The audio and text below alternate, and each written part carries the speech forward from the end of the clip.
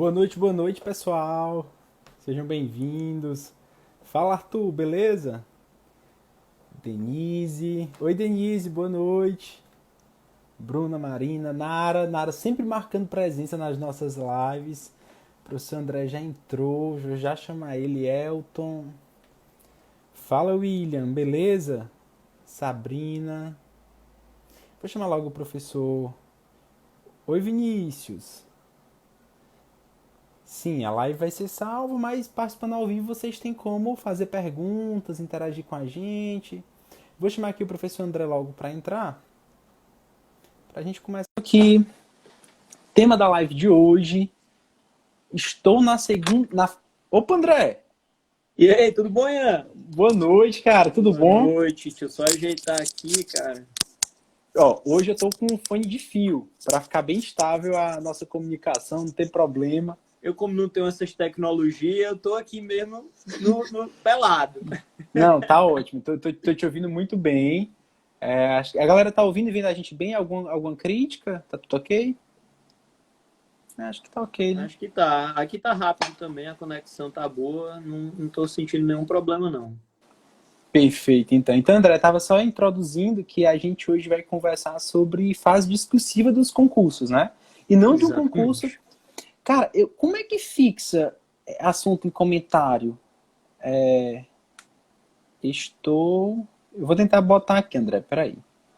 Estou na Beleza. fase Eu não sei, né? É a minha segunda live da vida. E é comigo também. É, velho. Ah, daqui a pouco. Mas é viciante, cara. É muito gostoso fazer live. Ó, É bom. Ó, eu apareceu, tenho. mas não fixou. É, não. Eu acho que eu não vou quebrar a cabeça com isso. Porque. Não consigo fixar. Gente, me desculpem, eu prometo que eu vou estudar sobre como fixar, né? A gente tem um pouco para aprender. E aí, na próxima live, a gente fixa o assunto. Mas o tema da live é de prova discursiva. E não necessariamente a prova discursiva de uma carreira específica, né, André? A gente quer falar de maneira geral para todo e qualquer concurso que tenha uma fase discursiva. Exatamente. Até porque a gente sabe que concurseiro não tem muito. Claro, tem aqueles concurseiros que são obstinados numa determinada carreira e só fazem para ela. Não é o meu caso, também não é o do Ian. Então a gente vai conversar um pouco sobre provas discursivas de uma maneira geral. Mas assim, eu acho que se a gente tivesse de delimitar, seria o tema provas discursivas de carreira jurídica, né? Claro. Sim, de carreira Principalmente jurídica. juiz, promotor, defensoria e delegado, que eu acho que são as carreiras assim mais alinhadas com o que a gente tem mais experiência, né? Sem prejuízo também de procuradoria, de uma maneira geral, já que eu acho que a teoria da discursiva, ela se aplica a todas as provas, até prova de nível médio, analista, técnico. Na verdade, eu acho que até limitar isso torna um pouco pobre, né, a discussão, porque eu acho que essa questão de discursiva é uma coisa que está tão em voga em concurso que não tem como a gente limitar, né? Porque a fase discursiva trabalha com a habilidade de escrever, né? E eu costumo dizer que é a fase que separa meninos de homens, né? Enquanto na primeira fase está se exigindo apenas um X, e um X até quem está se alfabetizando consegue fazer, né? A fase discursiva não, você tem que realmente desenvolver um raciocínio jurídico, não é verdade? Exatamente. Assim, eu sempre digo que a fase discursiva é o peneirão, né? É aquele momento em que você realmente é uma boa frase separa o menino dos homens, os meninos dos homens, porque você chega lá cruzinho para a frase discursiva. Eu acho que quando chega na fase discursiva, na sua primeira discursiva, você tem que você tem que mudar tudo que você vem fazendo, tem que rever sua forma de estudo, material, o seu objetivo. Tem que treinar muito, porque ninguém treina para objetivo. A gente treina respondendo questão. Mas, assim, treinar, como é que eu vou manifestar minhas ideias? Como é que eu vou botar no papel o que eu estou pensando? Às vezes parece fácil na teoria, né? É só eu escrever o que eu estou pensando e vai dar certo. Bicho, mas, na verdade, isso pode ser um desastre. Então, há uma ciência, né, em torno disso. E uma grande ciência, a linguagem escrita, o profissional do direito, Habermas já diz, né? Direito é discurso. Então, por direito ser discurso, a prova escrita exige isso, um discurso escrito. Então, o candidato realmente tem que desenvolver essas potencialidades. Mas então, já indicando, ou já iniciando realmente, adentrando o nosso tema, o tema da live é: estou na fase discursiva, e agora? Tu já passou por essa situação, André? Conte aí pra gente. Cara, para ser bem sincero, quando você me convidou para fazer essa live e disse que o tema seria esse, a primeira coisa que veio na cabeça foi o meu concurso do TJ Piauí, que foi assim a primeira prova discursiva de magistratura que eu enfrentei e que eu vou contar a história toda de maneira bem resumida para entender. Eu acho que muita gente vai se identificar. Na verdade, quando eu fiz a prova da magistratura do Piauí, eu fui meio que aventureiro, prova no meu estado, então eu tinha que fazer, eu era obrigado a fazer. Não era um cara que fazia prova só de magistratura, ou que às vezes eu focava magistratura, Ministério Público, não. Eu tinha um cargo já no Tribunal de Contas e estava relativamente tranquilo com isso. Mas resolvi fazer a prova da magistratura e quando eu conferi o gabarito, botei lá no famoso olho na vaga, eu estava acho que 2 pontos abaixo do corte e deixei de mão. Pensei, cara, não é para mim, vou deixar passar esse negócio, vou ficar aqui onde eu tô e vou aposentar meus estudos. E aí, quando saiu o resultado, eu tive a grata surpresa de anularem 3 questões. Dessas 3, eu ganhei as 3 questões, o ponto de corte subiu 1 e a minha pontuação ficou exatamente a do corte. Lembro como se fosse hoje, acho que 65 pontos. E aí me veio exatamente essa pergunta na cabeça. Cara, eu tô na prova discursiva da magistratura do meu estado. O que eu vou fazer? Como é uma prova discursiva? Eu não conhecia a estrutura, para ser bem sincero. Eu sabia que tinha sentença, mas não sabia exatamente o que era uma prova discursiva, o que caía, não sabia como eram essas sentenças, quais sentenças eram. Então eu me vi exatamente nesse imbróglio aí, nesse dilema. Estou na fase discursiva. E agora? Uma pergunta já, ao que eu ouvi também na minha primeira prova discursiva, e eu quero saber de ti o que é que tu pensa a respeito disso, é uma consciência, um mito que os candidatos têm de maneira geral, de que se demorou tanto tempo para passar da objetiva para a discursiva, vai levar ainda mais esse tanto de tempo, um tempo equivalente, vai precisar de várias reprovações na discursiva para poder avançar para uma oral. Tu concorda com esse raciocínio? Ou ele é Cara, disfuncional? eu concordava com ele até 2016. Quando aconteceu isso comigo, que eu te falei, que eu me vi na prova discursiva caindo de paraquedas, a primeira coisa que eu pensei é, cara, eu vou tentar porque é o meu estado, mas assim, não vai dar. Eu sei que não vai dar. Esse era o meu pensamento. Eu sei que não vai dar porque, a princípio, para mim, seria uma coisa inatingível, algo que você tinha que estudar muito, e tem realmente. Mas assim, é isso que você falou, teria que ser uma coisa, uma outra fase. Eu tinha que amadurecer essa outra fase para tentar conseguir. Mas dei tudo de mim nessa prova e graças a Deus consegui, né? Foi minha primeira discursiva e graças a Deus eu consegui ser aprovado. Então, eu acho que esse temor, esse medo que ronda quem chegou na discursiva a primeira vez é normal. Eu tenho alguns alunos, alguns amigos que chegam na discursiva a primeira vez e me ligam, dizem, cara, eu tô desesperado, eu não sei o que fazer. Cara, eu tava desse jeito, isso é normal, isso acontece com todo mundo. Mas assim, não é uma fase intransponível, claro, não é uma fase intransponível para quem chegou a primeira vez, assim como não é uma fase intransponível para quem já está lá há um bom tempo. Claro, exige uma dedicação diferenciada. É uma coisa diferente, cara. Não dá assim para comparar aquele mero estudo de objetiva com um estudo de discursiva. Assim, o simples fato de você ter ido bem na objetiva, de você estar com um certo domínio, por si só, não significa que o desempenho vai ser igual na discursiva. E aí eu já estou até trazendo um comentário que a nossa amiga Milena fez aqui. Ela disse, muitas vezes o candidato sabe o conteúdo e trava na hora de escrever. Aquele candidato que é cabeça lá na objetiva, pode acontecer isso com ele, né? De travar na hora de expressar em palavras aquele conhecimento. Porque, convenhamos, quem tira uma nota muito alta na objetiva tem um conteúdo jurídico. Mas aí na segunda Sim, sem fase dúvida. vem essa questão, né? Como passar para o papel? Porque não dá para passar de qualquer forma, na é verdade? Exatamente. Cara, é uma coisa, assim, é uma coisa muito delicada, porque às vezes você sabe tudo, você conhece tudo, simplesmente deu brancão, esqueceu, você não abordou da forma que o examinador queria, você não teve uma boa gestão do espaço da escrita, e aí você deixou muita coisa de botar. É assim, é uma coisa tão diferente. Por quê? Na objetiva, as perguntas, como o próprio nome já disse, são objetivas. Você só precisa julgá-las, verdadeiras ou falsas. No final das contas, a prova objetiva se resume a um V ou F. Mas na discursiva, não. Na discursiva, você precisa saber a profundidade que vai escrever, você precisa saber o que vai escrever e como vai escrever.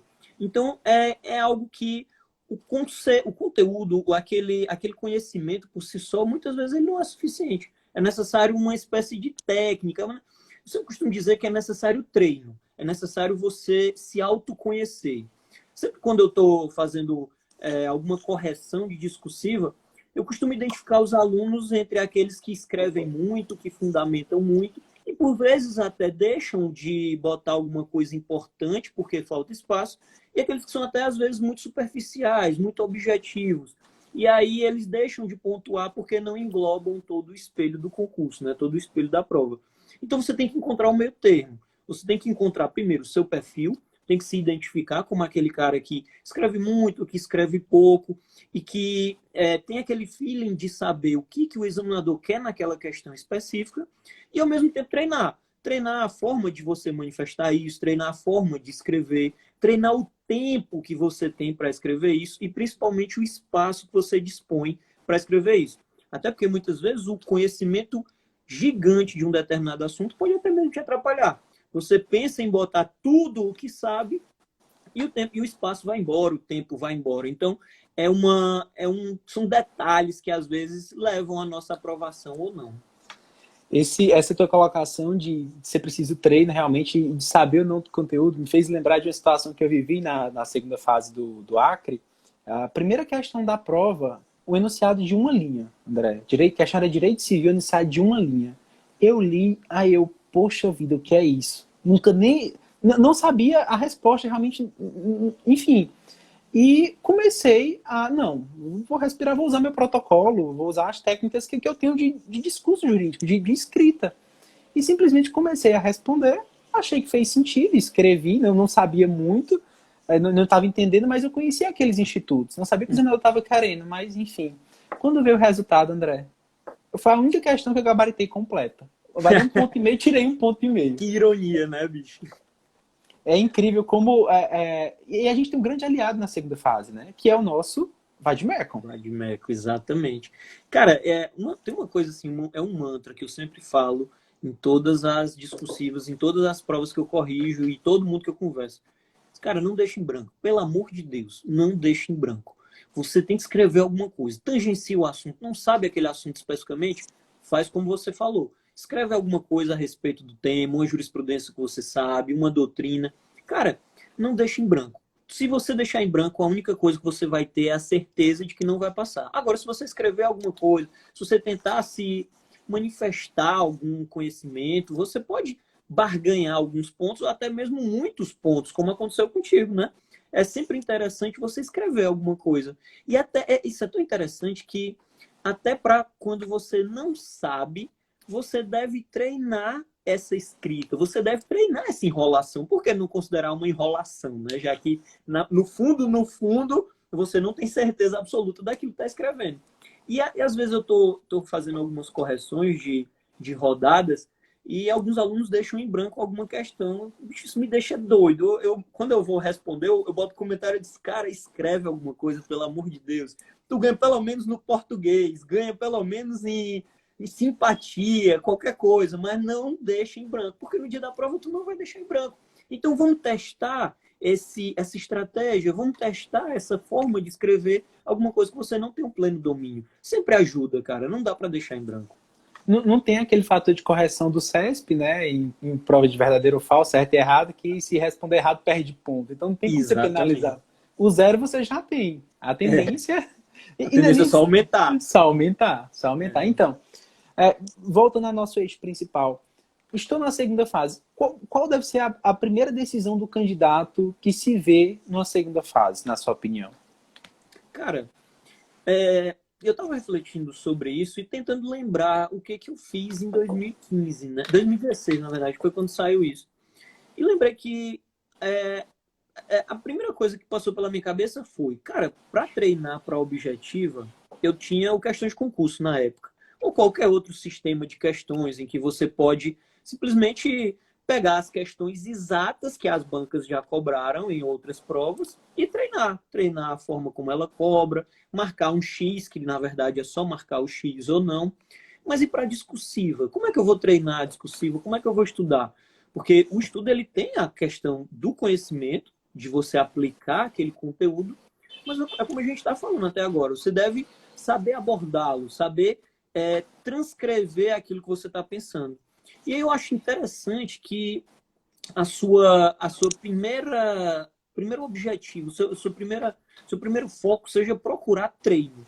E o treino, invariavelmente, ele vem atrelado a algum profissional, a algo que te conduza àquilo. Até porque, para ser bem sincero, peça processual tem toda uma ciência, assim, tem toda uma espécie de teoria sobre aquilo. Dosimetria da pena. Imagina tu aprender dosimetria da pena sozinho, sem treinar, lendo um livro de teoria. Cara, é muito difícil. Então tem que treinar. E é aquele treino que você não tira do zero, você não consegue fazer sozinho na sua casa. Então tem que ter um auxílio.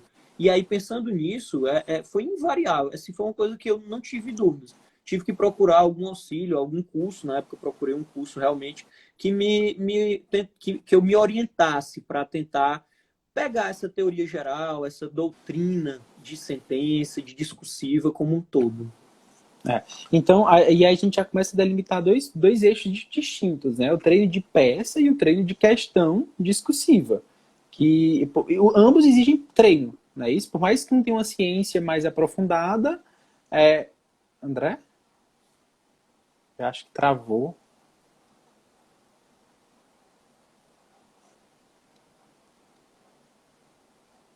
O André caiu para vocês? Foi eu que caí. Voltamos? Oi? Tá me escutando? Tô te escutando. Cara, deu uma travada geral aqui. Eu te confesso que eu não escutei tudo. Pode repetir a pergunta? Posso repetir a pergunta. Pronto, agora voltou ao normal. E é que eu já tinha desativado os comentários para isso não acontecer. Eu estava só delimitando que, por mais que a sentença, as peças processuais em si tenham uma ciência, as discursivas também têm isso, né? A discursiva também tem uma forma de expor esse raciocínio. Até porque se a gente para pensar, o André já voltou, Nara. Já voltei. Já voltou mesmo. O corretor que vai avaliar a resposta é um profissional da área jurídica. Então, ele tem um bom domínio daquela pergunta que ele elaborou, não é verdade? Exatamente. Assim, e além de tudo, até esse domínio, por mais que isso não fique tão claro às vezes em algumas correções, esse domínio da escrita, esse domínio de saber se manifestar, ele é avaliado. Tanto que eu acho que todo mundo já escutou a seguinte frase: cara, eu botei tudo que tinha no espelho e a minha nota foi baixa. Eu botei tudo que o examinador queria e não tirei a nota que eu esperava. Pode ir atrás, que geralmente isso acontece porque o examinador talvez ele não tenha se sentido tão. Ele não tenha ficado tão satisfeito com a sua forma de escrever, você não tenha sido claro o suficiente para tentar manifestar todas as suas ideias.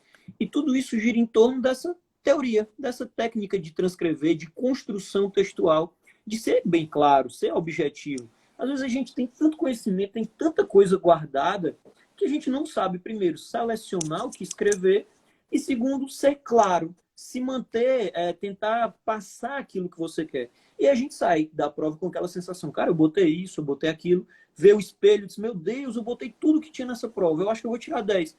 Chega no dia da prova, 7, 6. E aí fica aquela sensação de injustiça, aquela sensação de que deveria ter sido melhor, mas na verdade, muitas vezes o que acontece é que você não conseguiu se manifestar da forma que o examinador esperava, de uma forma satisfatória para ele. Entendi. E realmente só faz reforçar a importância do treino, porque no treino, agora que eu tô percebendo também, André, que a importância de um treino com correção, né? que você tenha um feedback que te mostre realmente onde você está errando, o que você pode melhorar, o que se espera do examinador. Eu penso que na prova discursiva a gente tem que tentar acertar o espelho, né? E para acertar o espelho precisa de estratégia. Exatamente, precisa de estratégia. E como é que eu vou construir essa estratégia, né? Como é que eu vou saber quais são os meus pontos fracos? Como é que eu vou saber se eu sou um cara que escreve muito, se eu escrevo pouco, se eu tô me... Na verdade, como é que eu vou saber se eu estou sendo claro? Isso só vem com treino. E aí, e agora me ocorreu, inclusive, que às vezes o tempo que você tem entre a sua aprovação na objetiva e a prova discursiva, na verdade, são 30 dias, em regra, né? Às vezes um pouco Sim. mais, às vezes um pouco menos. E aí, fica aquela sensação de que não vai dar tempo, fica aquela sensação de que, cara, eu não vou conseguir. Isso é muito comum, muito comum. Fica aquela sensação de que eu não sei escrever, ou você, na verdade, quando você chega na discussível e você cai de paraquedas, a sensação que tem é que você descobre que você não sabe escrever.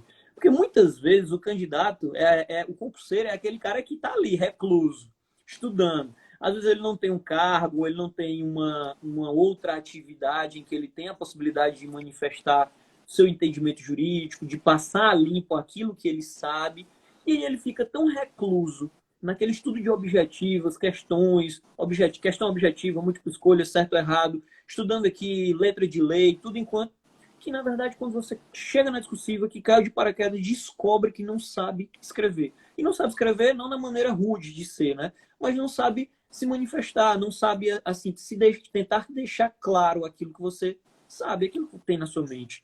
E aí é importantíssimo, cara, que você tenha um direcionamento, que você saiba realmente, que você seja avaliado, que você se conheça.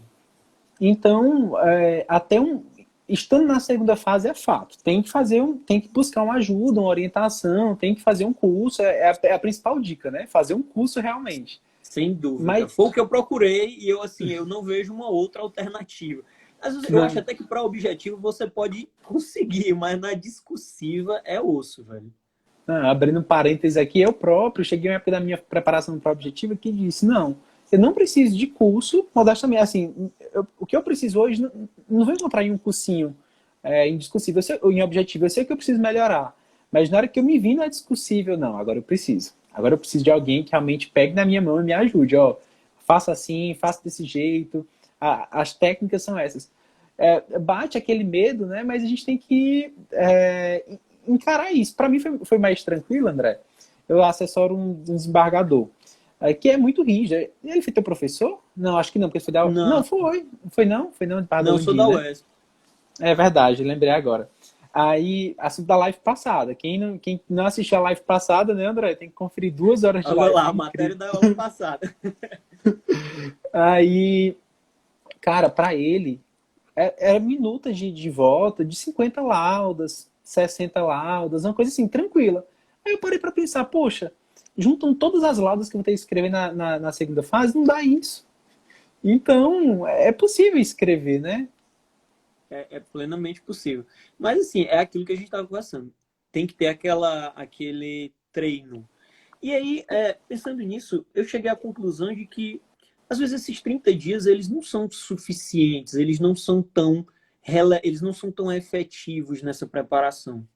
E eu sempre me veio em mente a seguinte questão, cara, se eu tivesse certeza que uma questão ia cair na minha prova objetiva, eu ia começar a estudar ela sempre, sem dúvidas. Sem dúvidas, eu ia incluí-la na minha grade e pelo menos uma vez por semana eu ia estudar aquilo, eu ia fazer, eu ia treinar, eu ia me preparar para aquilo.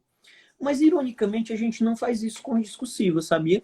É uma coisa que você tem certeza Poxa, que vai cair. É uma coisa que você tem certeza que vai cair.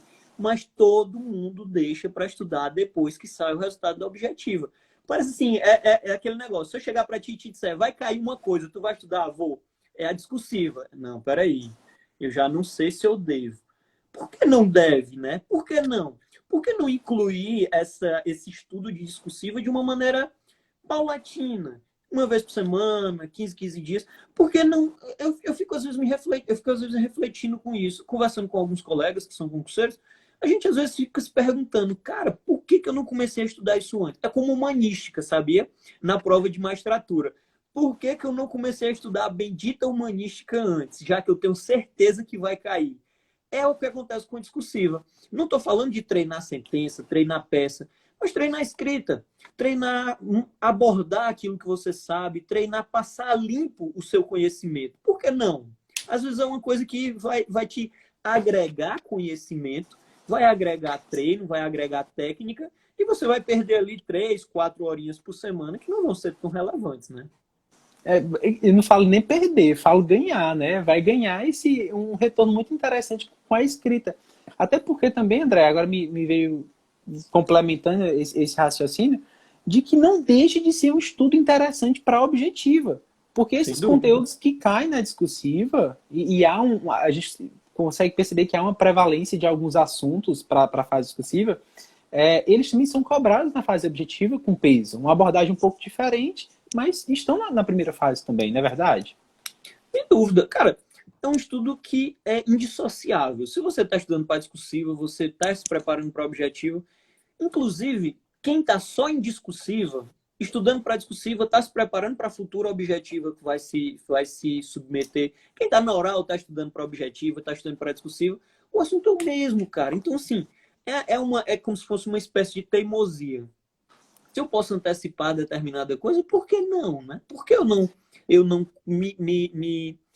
me submeto a isso desde sempre e facilito o caminho no futuro? Assim, é uma teimosia, realmente.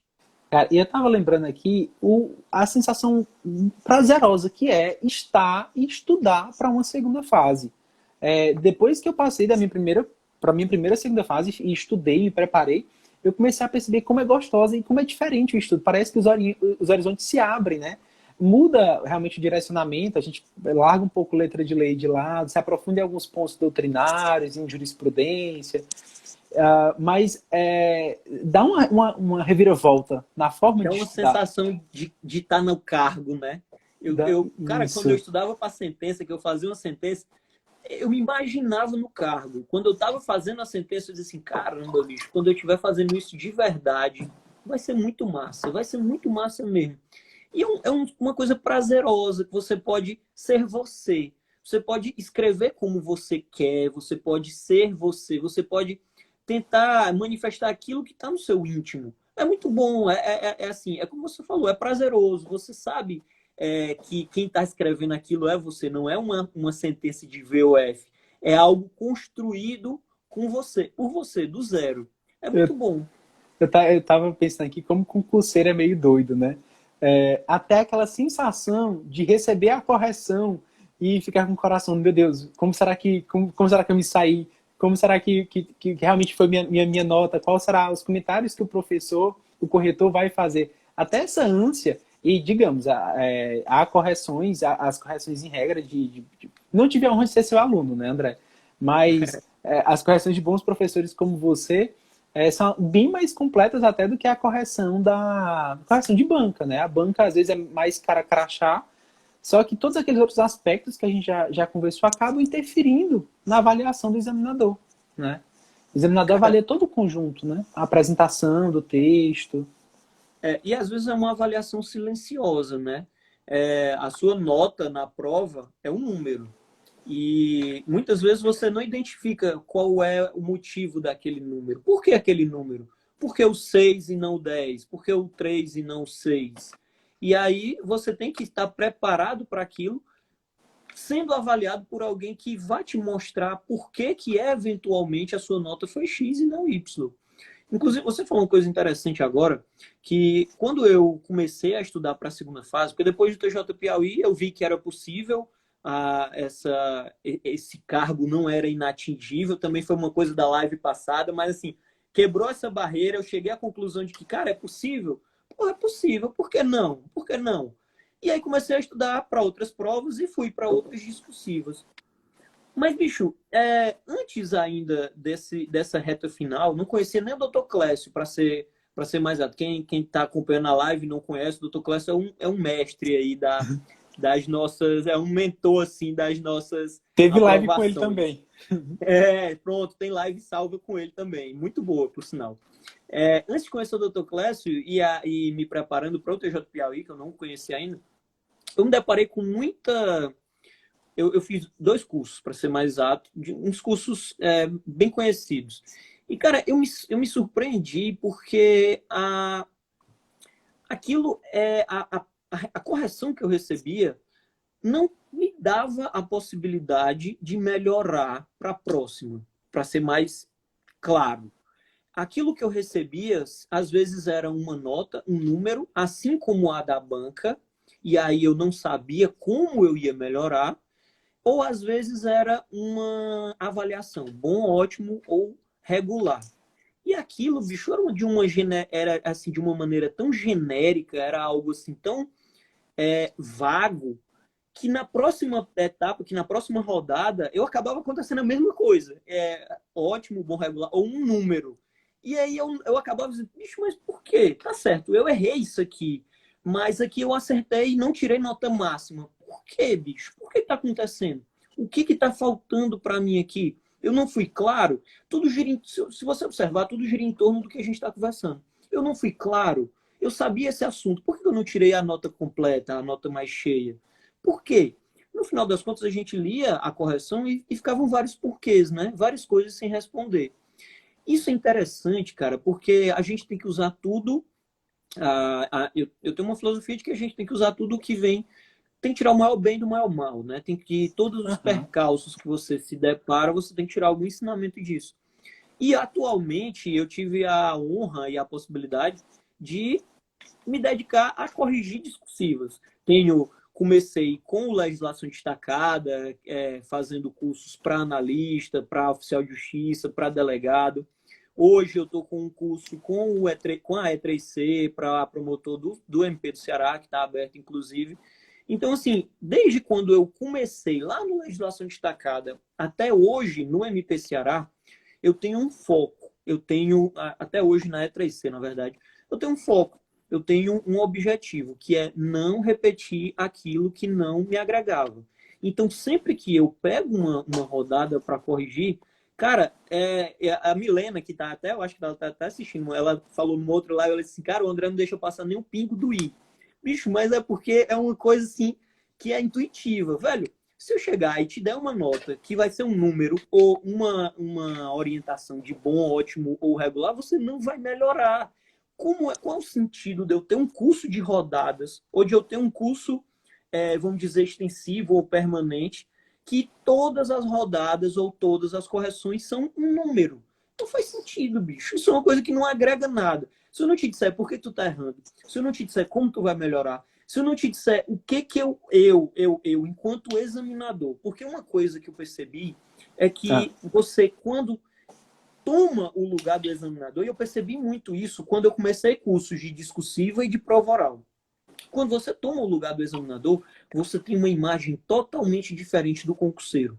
É como se aquela sua origem de concurseiro, ela ficasse um pouco para fora, um pouco de lado, e você meio que incorpora aquele examinador. Quando eu estou fazendo prova oral, inclusive a galera diz que eu sou outra pessoa, eu mudo, eu não sorrio nem nada. Mas assim, você incorpora aquele personagem.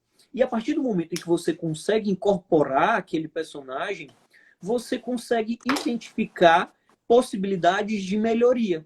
Você consegue identificar naquele candidato, naquela resposta, por que ela não é um 10? Por que o cara falou o que tinha no espelho, mas ele tirou 8? Por que aquele candidato errou determinada questão que, no final das contas, ele sabia?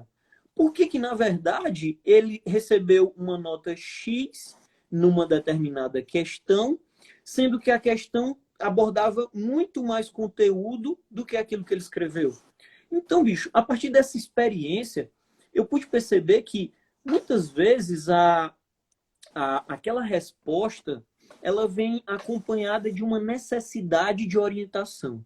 Às vezes o cara sabe tudo, mas na hora de botar ele se embola, na hora de botar, na hora de escrever, na hora de passar limpo, fundamenta demais, ou fundamenta de menos, ou começa fundamentando, fundamenta.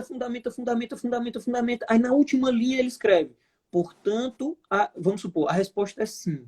Cara, vamos objetivar isso, vamos direcionar. Velho, a questão te perguntou sim ou não. Começa a sua resposta, sim ou não. E fundamenta. A resposta ela tem que ser objetiva. Você tem que observar, você tem que lembrar sempre. Gestão do tempo e gestão do espaço. Você vai estar lutando contra o examinador, contra o tempo e contra o espaço. Então não adianta fundamentar, citar doutrina estrangeira, tudo isso se não tem naquele espelho. Não adianta você escrever muito se não vai dar tempo de escrever o que o examinador quer, entendeu? Então, assim, às vezes eu tô só para encerrar, eu falo muito. Só para encerrar. Às vezes, bicho, eu tô fazendo a correção, e isso, inclusive, é uma coisa engraçada. Às vezes eu tô fazendo a correção, eu tô botando tanta coisa que dá vontade de ligar pro candidato, pro aluno, e dizer, bicho, olha, deixa eu te falar bem que o negócio.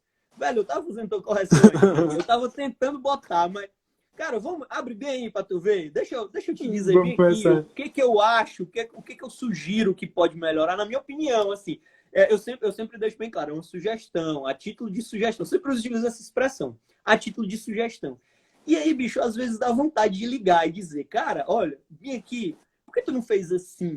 Ou então, uma vez eu estava fazendo uma determinada correção de uma peça de ação civil pública. A pessoa, o candidato, ele fez toda a peça e não citou um artigo da ação civil pública. E eu fico dizendo, cara, vamos melhorar isso aqui, porque a nota dele poderia ser só, vamos supor, 3 de 10. E aí ele nunca ia saber por que tirou 3 de 10. O cara pode ter acertado tudo do conteúdo jurídico, não citou um artigo da ação civil pública. A peça dele não vai ter uma boa nota. E se eu chegar para ele e der só um 5, um 6, sem ele saber por quê, na outra rodada ele vai fazer a mesma ação civil pública sem citar um único dispositivo da ação civil pública. Então, bicho, eu noto que às vezes falta essa pessoalidade, entendeu? Às vezes, de maneira geral, claro, mas assim, de maneira geral, é muito deficiente esse tipo de acompanhamento um pouco mais individualizado. De você, às vezes é importante você às vezes pegar na mão do candidato e dizer, cara, vamos construir isso aqui. Ou então, de uma rodada para outra, dizer, bicho, melhorou pra caralho, velho. Tá muito bom. Você teve uma evolução extraordinária. Vamos manter. Ou então, cara, não tá bom.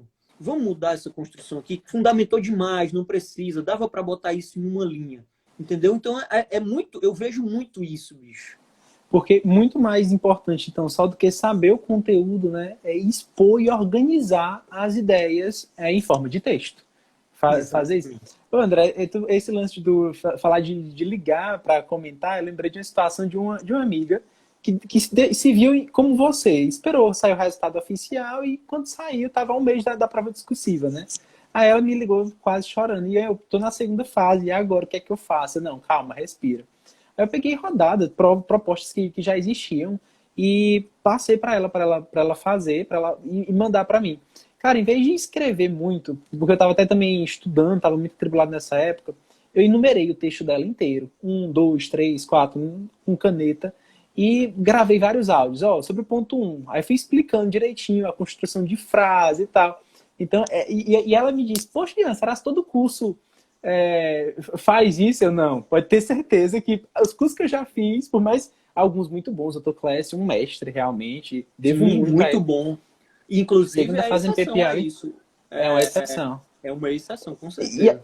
E fonte de inspiração, né? A gente mostra, poxa, total. Dá não pra é ser eu no MP Ceará, o curso que eu faço é dele. Eu sou só um corretor, mas assim, o curso é dele, as rodadas são dele, tudo é dele. Então, assim, é inspiração total. Bicho, mas tu sabia que eu não tinha pensado nisso, de mandar um áudio?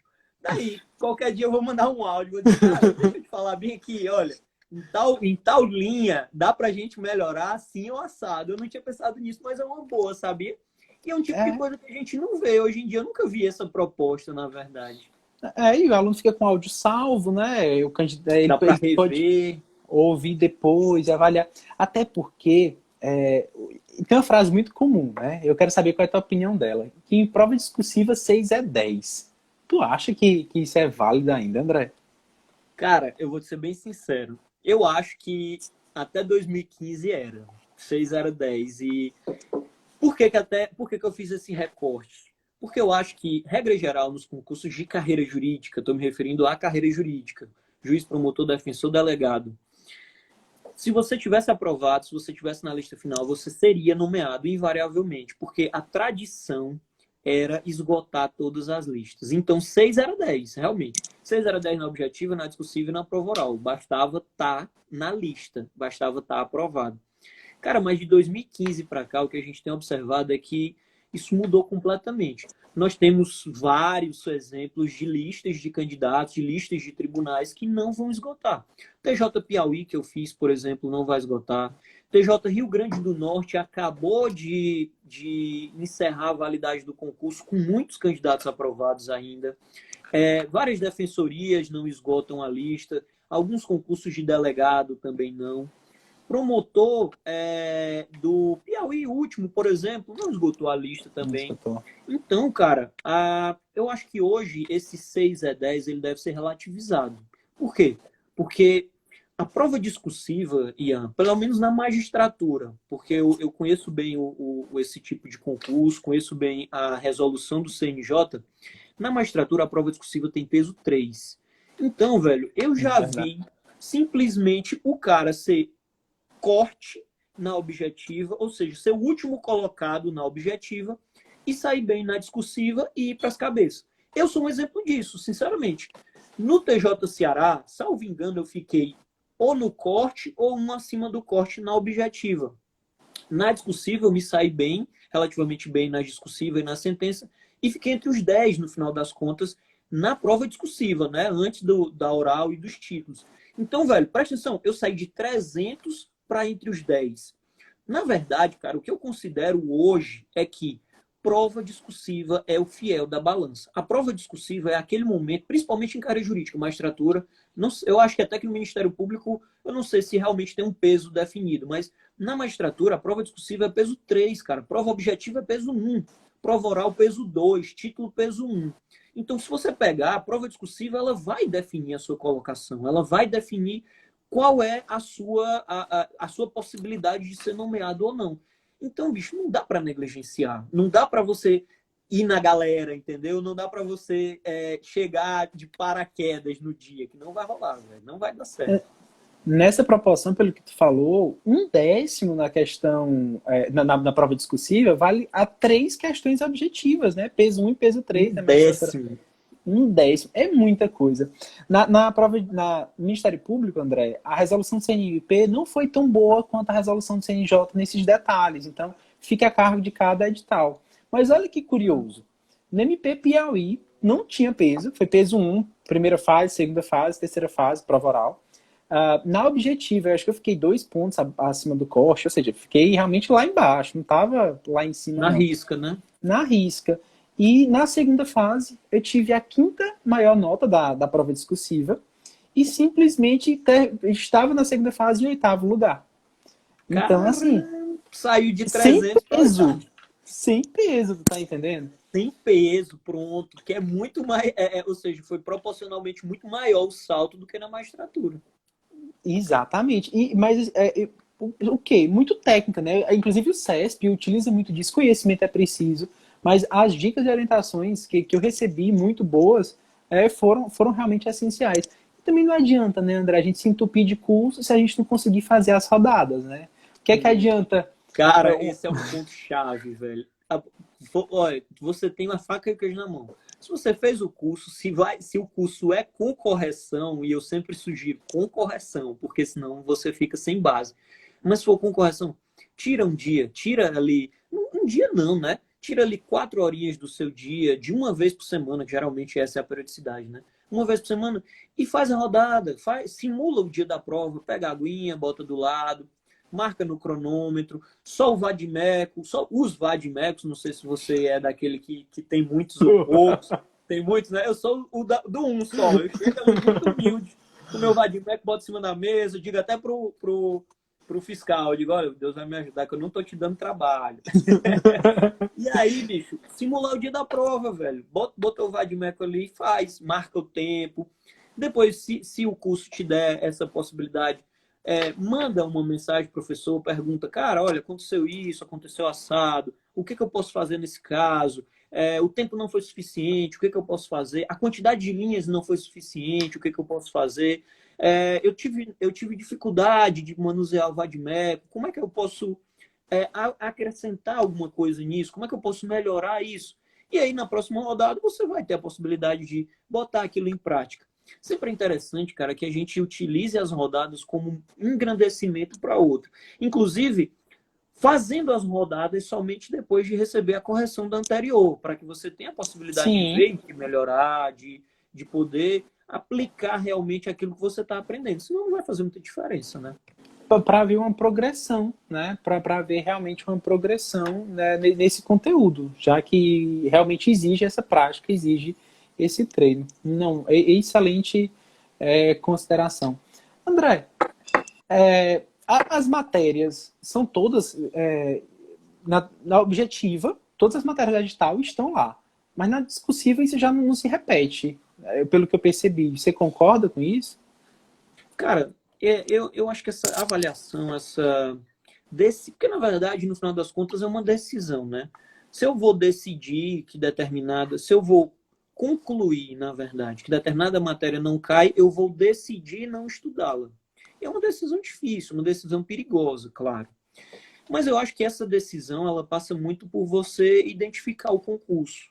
Por exemplo, regra geral, nos concursos de magistratura, a segunda fase de banca profissional, quero dizer CESP, FCC, não cai, Vunesp. por exemplo, empresarial, por exemplo.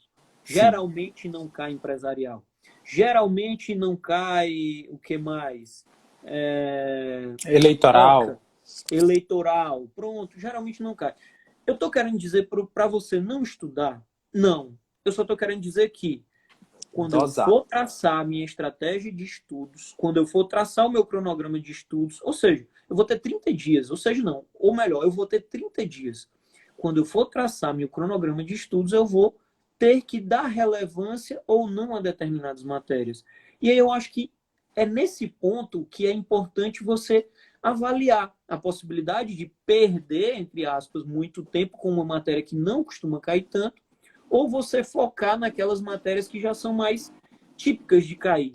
Por exemplo, nunca deixaria de estudar constitucional, administrativo, penal, processo penal, civil, processo civil. Essas 6 matérias, cara, vão cair, vão cair. Inclusive, nas provas da FCC de magistratura, batido. Cai uma de humanística, cai uma de penal, processo penal, cai uma de civil, processo civil, cai uma de constitucional e cai uma de administrativo e ambiental. São essas 5. Galera que vai fazer Mato Grosso do Sul, pode observar as provas anteriores. Geralmente é uma de humanística, uma de penal, processo penal, uma de civil, processo civil, uma de constitucional e outra de ambiental com administrativo. CESP, geralmente são menos questões. Cai uma de humanística, uma de constitucional, uma de penal, uma de civil. Às vezes eles botam uma de administrativo. Então, assim, na prática, dá para você tentar mapear uma prioridade. Esse é o ponto, essa é a palavra, uma prioridade. Eu não vou esquecer, eu simplesmente tirar da minha cabeça as outras matérias, mas eu acho que sim, essas 6 elas devem ter uma prioridade. Prioridade em que sentido? Eu vou ver jurisprudência de tudo sobre isso, eu vou ver doutrina um pouco mais aprofundada de tudo sobre isso, porque eu não sei se você já passou pela tua cabeça, Ian, mas uma coisa que eu sempre observo e que eu sempre tinha em mente quando eu ia fazer prova discursiva era o seguinte, cara, o examinador, quando ele vai elaborar a minha questão discursiva, o que ele tem em mente? Ele tem em mente que ele vai avaliar um candidato que vai estar com o vadimento. Sim. Faz sentido ele botar uma questão que simplesmente é mera reprodução de uma lei que está no vadimeco?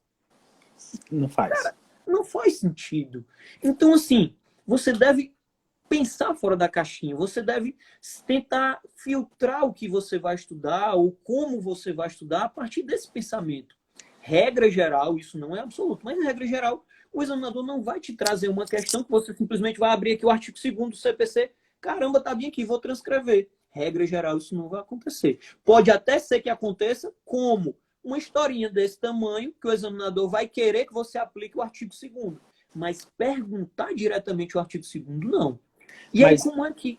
Pode falar. a importância do vademecum, por mais que não agisse, é importante também saber utilizar do vademecum, né? Saber Exato. citar os artigos. Se você está com a lei, o examinador vai querer, na resposta deles, a indicação dos artigos que você está usando para responder, por mais que aquilo não seja tudo que ele quer, não é verdade? Exatamente. Aplicar aquilo.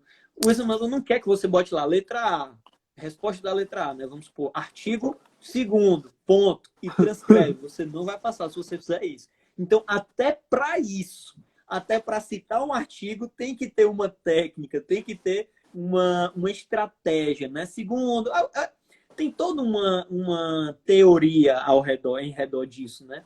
E aí, cara, isso é até interessante a gente tocar nesse ponto, porque muitas vezes eu identifico que fazendo questões, ou elaborando questões, ou corrigindo questões, às vezes é feita uma pergunta bem simples sobre, por exemplo, os efeitos de algum instituto jurídico. Algo que estaria diretamente no artigo. E aí, quando eu vou corrigir as rodadas, o candidato simplesmente ele bota o que está no artigo. Ipsis literis. Tudo que está lá, ele bota. E aí eu vou lá e corto. Dou nota bem abaixo do que esperava. Por quê? Porque geralmente o espelho não vai ser só isso. Eu sempre boto nas correções, cara, desconfie das questões muito fáceis. Desconfie das questões muito fáceis. Geralmente, o examinador não vai querer que você simplesmente transcreva um artigo. Se ele tratar de determinado instituto, cita o artigo, tenta lembrar que se tem algum entendimento doutrinário, jurisprudencial a respeito, tenta imaginar por que ele construiu aquela questão e bota tudo que vier na sua cabeça sobre doutrina. É uma tríade, né? Doutrina, jurisprudência e lei. Então, às vezes, aquela resposta muito fácil, aquela resposta que está ali direta no vade-mecum, ela não é a melhor alternativa. Ou melhor, ela não é completa, né? Ela não responde completamente ao espelho. Então, sempre desconfie disso. Muito interessante todas essas colocações, André. Eu tô fico ficando contra a mente. E os meus alunos da mentoria sempre chegam para mim perguntando: Ian, já é o momento de começar a treinar, me preocupar com discursiva, me preocupo que eu estou só marcando X e tudo mais. E eu tenho sempre muito essa ponderação, né? Ao mesmo tempo em que eu acho que é relevante já começar a treinar desde cedo, acho que tem um patamar mínimo, né? Se não está fazendo 50% de corte nas provas, não está tendo rendimento de 50%, fica um pouco... O que é que tu pensa? Tu acha que não deveria nem ter esse norte?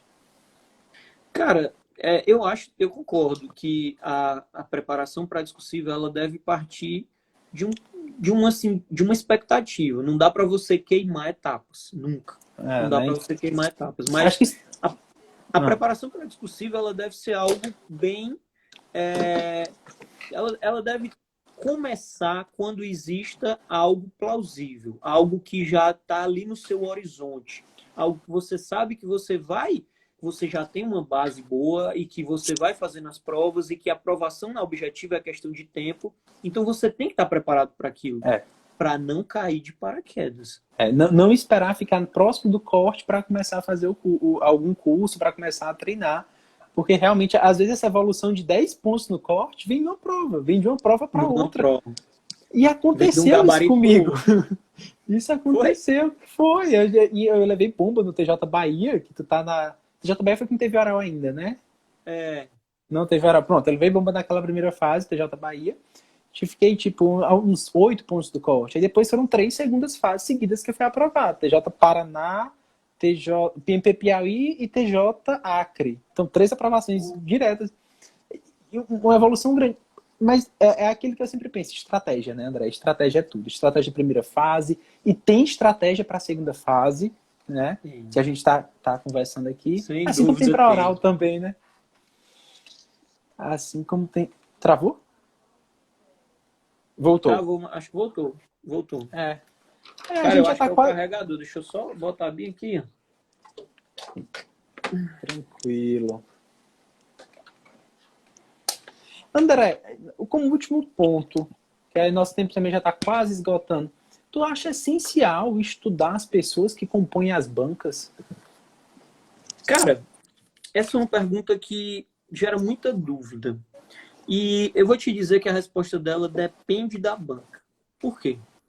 Se o concurso for feito por uma banca própria, geralmente composta pelos desembargadores, pelos procuradores, promotores, pelos delegados, pelos defensores daquela instituição, eu acho que vale muito a pena você se aprofundar, você formar um grupo para estudar aquela banca, tentar ver como é que aqueles examinadores eles estão decidindo, se tem algum catedrático na banca, qual é a predileção de estudo dele, esse tipo de coisa eu acho que vale muito a pena. Mas se você está fazendo concurso de banca profissional, CESP, FCC, não vale a pena, cara. Por quê? Porque geralmente a prova ela é elaborada de uma maneira, vamos dizer assim, bem objetiva. É o estilo CESP, é o estilo FCC.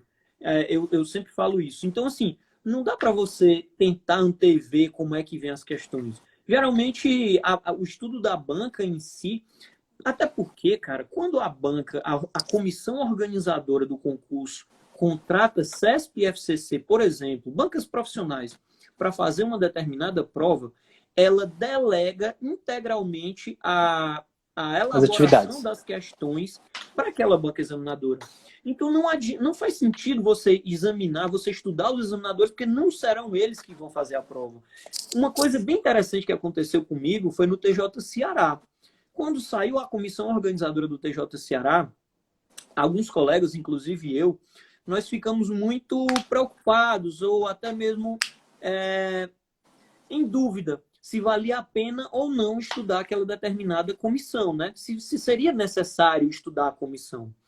E aí, no final das contas, quando começou a prova, a gente descobriu que a comissão que avaliou a gente, a comissão que nos fez a pergunta, não era responsável pela elaboração da prova. Ou seja, mesmo na prova oral, que é uma prova muito mais pessoalizada, que você está ali cara a cara com o examinador, as perguntas vieram feitas do CESP.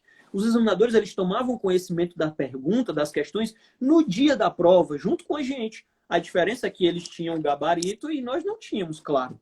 Então, assim, nesse caso, nem nesse caso valeu a pena estudar os examinadores. Então, a minha sugestão tá fazendo CESP e FCC? Cara, eu acho que o mais indicado pega as provas anteriores, tenta ver, tenta identificar um estilo. Qual é o estilo? Eu tenho que, pelo menos pessoalmente, eu tento traçar um estilo bem próprio de cada banca quando eu vou fazer correção. Tanto que quando eu vou fazer correção de algum aluno, de cara, por exemplo, CESP é cara crachá, velho. CESP é cara crachá. Então, responde o que está ali de maneira objetiva. No CESP, por exemplo, é melhor você responder tudo de uma maneira não tão aprofundada do que você se aprofundar muito em um item e não responder os demais. A sua nota vai cair absurdamente. Diferente de banca própria. Banca própria, primeiro, vale a pena estudar os examinadores, porque provavelmente as questões vão ser algum tema que eles são mais afetos. Segundo, o estilo da prova é um pouco diferente, porque depende do estilo de cada examinador. Então, pode ser que a prova passada não sirva de parâmetro para a prova de hoje, né? Para a prova posterior, se a banca examinadora mudar, por exemplo. E, principalmente, avalie qual é o estilo de prova, se tratar de banca própria. Já contei na live passada, vou até repetir. Cara, eu fiz a prova do MP do Mato Grosso do Sul, eram 7 dias de prova, seguidos, todos os dias, surreal. De 8 às 12, 8 às 2, mais ou menos, não lembro bem. Cara, no último dia, meu dedo tava preto, de inchado, minha unha caiu. Não acredito que eu escrevo muito forte. Muito, velho. E aí, bicho, é um estilo próprio deles. Você não vê isso em outro MP, né? Por exemplo, TJ Santa Catarina. Esse último não, deu uma mudada. Mas eu fiz o TJ Santa Catarina em 2017 e lá tinha a fama de ser a sentença penal mais difícil do Brasil. Cara, eu fui para essa prova já assombrado. Mas aí tentei ficar assim bem tranquilo. Tentei abstrair dessa fama de deu certo. Não. Mas peraí. A história é pior. O final é trágico. Aí se liga. Peguei a prova, fiz a discursiva, tranquilo, fiz a sentença cível, que estava bem razoável, não estava fácil nem difícil, estava razoável. Cheguei no dia da sentença penal, porque lá o bicho-papão é a sentença penal. A gente vai cair, André. 30 segundos. Já? Vixe, Maria. Vamos Só Para encerra.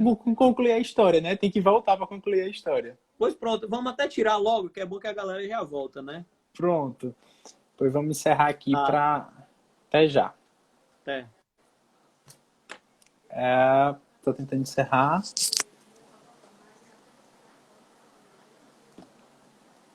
Vou encerrar agora.